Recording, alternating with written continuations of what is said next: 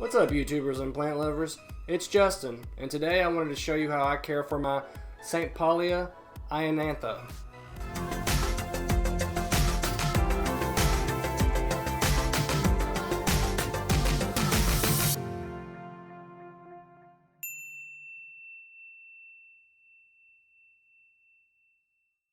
Now, I know a majority of you, probably all of you, have heard it by its common name of the African violet. This is one of my favorite houseplants to have. I've always had an African violet, encountered some kind of problems with them. They are a little fussy, but they are beautiful, and they have that traditional kind of look to them. This is my 6-inch purple African violet. Now, the flowers come in like singles and doubles. They have pinks, purples, whites. They also have some that are multicolored too. But like I said, this is just kind of the traditional 6-inch purple African violet. Now, I have my little paintbrush here because the leaves are very, very sensitive. They can't handle bright, direct light at all, really. But you'll notice the leaves are pretty hairy.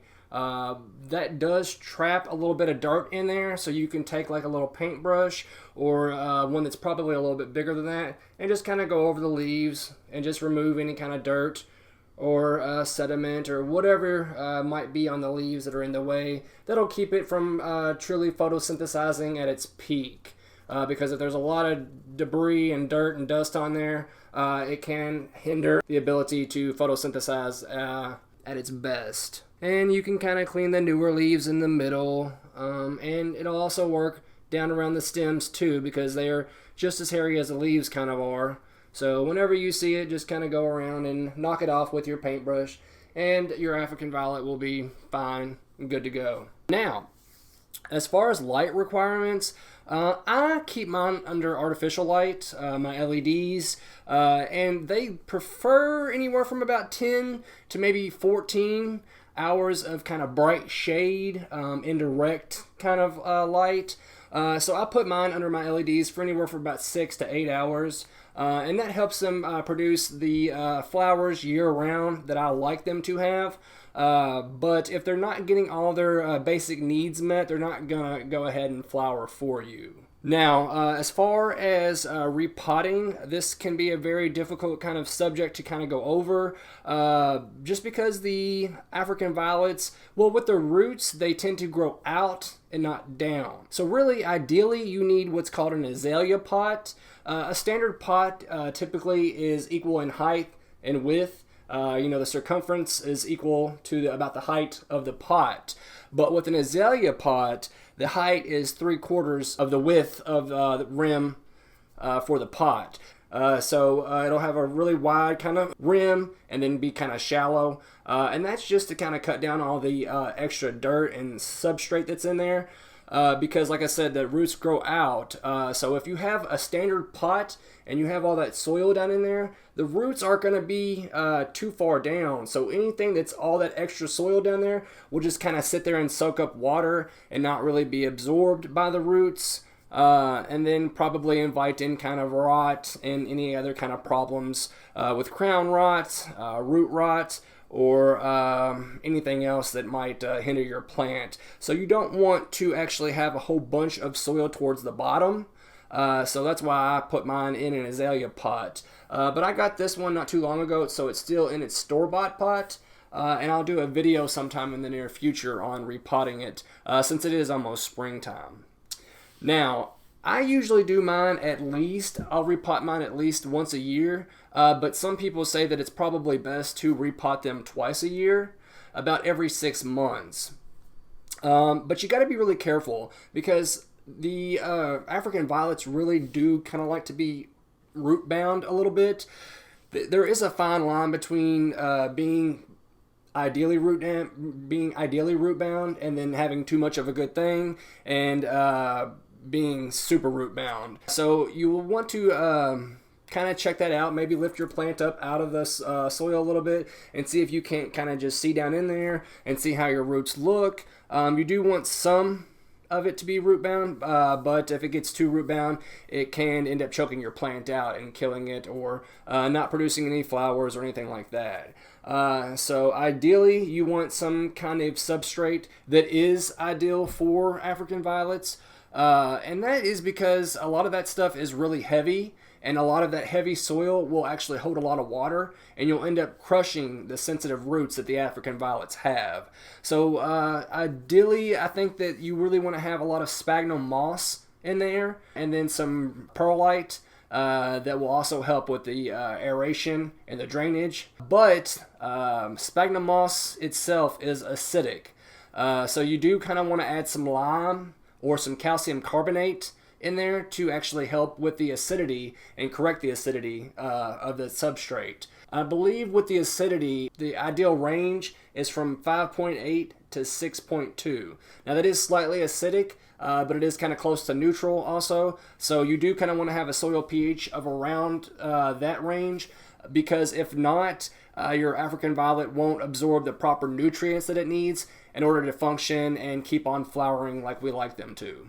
Now, as I was saying earlier, you could opt into making your own substrate, and you can use the sphagnum moss and some perlite. But also, if you do have some soil that you're wanting to use and you want to pasteurize it, a good way to do that is to take some heavy aluminum foil and add the soil in, and then put it in your oven as you seal it up, and insert like a meat thermometer down in there. And ideally, to pasteurize garden soil, you want to keep it at 180 degrees for about 30 minutes. So using your meat thermometer, once it hits 180 degrees, you'll want to continue that for about 30 minutes. And then afterwards, you'll take it out, let it cool, and you can store it in a Ziploc bag or any other airtight container that will keep it fresh for a couple months and store it for you. Now, with water, you got to be very careful, because if you get cold water on your leaves, that will cause the African violet leaves to start spotting and be discolored and just kind of all around look kind of ugly. So what I do is I have mine in this like makeshift little saucer, and I add water into the saucer, and it absorbs through the bottom of the pot and kind of just comes up through there. I use distilled water because these guys are a little sensitive. And in Kentucky, we have pretty hard water, so I use distilled water. And I usually try to keep the soil moist at all times, but not saturated and not soggy. Because, again, you can cause your African violets to suffer from root rot or crown rot. So you got to be very careful. And, of course, in the summertime, as the heat index goes up, the water intake levels need to go up also. Now, this is an indoor plant. You don't have to keep it outside, but you do want to kind of keep it moist. They do like a little bit of humidity, not too much though, because it can get trapped in the leaves and invite in some kind of infections or rot or anything like that. So they do drink a little bit on the heavy side, so just kind of keep an eye on your water. Another thing that I kind of wanted to talk about was the pot. Now, ideally, what I think is best for an African violet is either a clay pot, which is my favorite, or a plastic pot, which is currently in now. But each kind of have their own pros and cons that I kind of wanted to go over with you and let you decide what you think would be best for your African violet. With clay pots, they first and foremost have that traditional look, so it is very aesthetically pleasing. They're also a little bit heavier, but they can break a little bit easier too. So if you do set a plant outside, probably not your African violet, and you have it in a clay pot, you don't really have to worry about it blowing away, whereas a plastic pot isn't that heavy, but it is a little bit more indestructible. Now, I should say that when I'm talking about a clay pot, I'm talking about an unglazed clay pot. And an unglazed clay pot is porous. So that allows for a greater amount of aeration in the soil and around the roots. It also increases the humidity around your violets as the water evaporates through the pot and up through the leaves. And as I also said, they kind of look more natural and kind of have that traditional look for them too.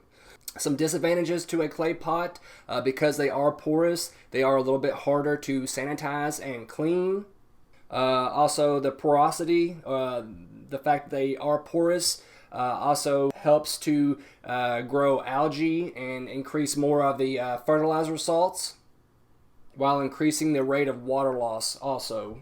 Another disadvantage, some people may find them a little bit heavier to kind of lift them up and move them around to go inside and outside. And they also do break a little bit easier, certainly more easy than a plastic pot would break. Some advantages to having a plastic pot, they aren't as heavy, they don't break as easily, but they also don't look as natural and have that aesthetic appeal as a clay pot normally does, or a terracotta anyway. Because they're not porous, they are way easier to clean and sanitize. They also are able to conserve more water because water isn't readily able to evaporate through the sides as a clay pot is. They're not prone to accumulation of fertilizer salts, and they also discourage the growth of algae. Some disadvantages to the plastic pot: since they aren't porous, they contribute less to the air moisture around the plants, and aeration of the soil becomes a greater concern for your African violet. Now, as I said, some of these can be combated. For instance, you can, with a plastic pot, you can use a pebble tray, and that's just a little tray that's slightly bigger. You can group some plants together, and that'll help them to retain a little bit more humidity. With a pebble tray, you can purchase a decent sized tray, put some pebbles on it to actually keep the pot up out of the water, and then pour some water down in there, and as the water actually evaporates, it'll come up through for your plants. And also, with the clay ones, if you're worried about the fertilizer salts, you can actually just kind of leach the water out of your pots, and all you really have to do with these guys is kind of take your pot and set it in the sink, lift up some of the leaves, and add a bunch of water in around here. A watering can that's got one of those narrow little tips to it will actually be quite beneficial for your African violet, so that you can get in there underneath the leaves and not worry about damaging them. But if you notice that if you do have a clay pot, sometimes you'll see a bunch of white kind of build up on the sides, and that's just the fertilizer salts being wicked away from the soil and coming out into the pot. So if you do notice that, you want to actually try to leach that out of your soil with some water and just kind of pour it in just for a couple of minutes and let it all flow freely out the bottom of the drainage holes and down into your drain. And that'll keep it from, hurting your plant, burning your plant out, or just kind of overfeeding it. Now, another thing that I like about these plants is if you do see any of the dead leaves, you can just kind of go right up under there and pick them out, and they come out relatively easy. But if you go to pull one out and you don't see any kind of movement on it, give it a little while because you don't want to actually pull part of your plant out and hurt the roots or anything like that. Now, I always say this, but you really should disinfect your new pots or pots that you have used before. If you don't do that, you do run the risk of nematodes or any other kind of deadly microorganisms that could be in there that could really affect your African violets. Now, normally what I do is soak my new pots in like a 10% bleach solution. That's 1 part bleach to 9 parts water, and soak it in there for just a couple of minutes, maybe 5 or 10 minutes, and then probably not even that long if you're using a clay pot. For about 5 minutes, 3 to 5 minutes, ought to clean it out and get rid of anything down in there. And make sure it's completely submerged, and then take it out and then run it underneath the kitchen sink with just some regular water. You can also use just regular hot soap and water and a scrub brush. That's normally what I do. Now, as I said earlier, you do want to fertilize your African violets a little bit. I mean, you don't want to over-fertilize them, but if you are repotting yours every 6 months, the new substrate and soil that you use should feed your plants for a while. But if you don't do that all the time and you just kind of like repot it maybe once a year, you can use just some general all-purpose fertilizer and they will get by on that. But like I said, they do have fertilizers out there just for African violets, but any general all-purpose fertilizer will kind of help it out. But I usually dilute mine by about half whenever I feed mine, but like I said, if you just repotted it and you put new substrate in there, you don't want to add more fertilizer in there because you will burn your plants out. Now, I know some of you have experienced what they call necking on these African violets, and all you really need to do to correct that, first, it is a kind of a deformation from not getting the right nutrients and probably the right amount of light in there as well. But the new leaves kind of and flowers kind of come up a little bit higher and they look like they're just kind of elongated and they're reaching out for light. What you have to do in that situation is take your plant out of the pot that it's in and measure the gap that's of the neck, and you'll want to take off that amount, that same amount in the roots, and kind of cut that back and then put it in its new pot. And if done correctly, the leaves should rest kind of right on top of the new pot. And you want that crown to just be above the soil. You don't want it to be below the soil because you can invite crown rot down in there for your African violet. But there are processes online on how to fix that. I've had that happen to me one time, and then I lost the plant not long after that. But now I've known what it's called and a way to actually fix that. So if I haven't been too clear on that and you want to actually know on how to correct that necking of the African violet, all you need to do is just measure the distance of the neck and then take that out of the roots on the bottom of the plant using sanitized pruning shears, and that'll correct for that height difference, and the new growth should be right on track where it needs to be. And as I said earlier, these plants do flower year-round if all their basic needs are met. That is a good amount of light requirements every day, kind of bright indirect light. They need kind of moist soil almost at all times. They can dry out slightly in between waterings, but I wouldn't let them go longer than a day drying out. Fertilizers are being met, and the right potting soil in there too. The right potting soil needs to be really lightweight, really kind of porous, and it's really about it, you know, as long as it's right on time or right on line for the acidity. You want your pH to be around 5.8 to 6.2. And as long as your soil is light and airy, you're good to go. Now I know you can propagate these plants, and some of those are done with the mature leaves. You don't want an old one that's kind of hard and rigid.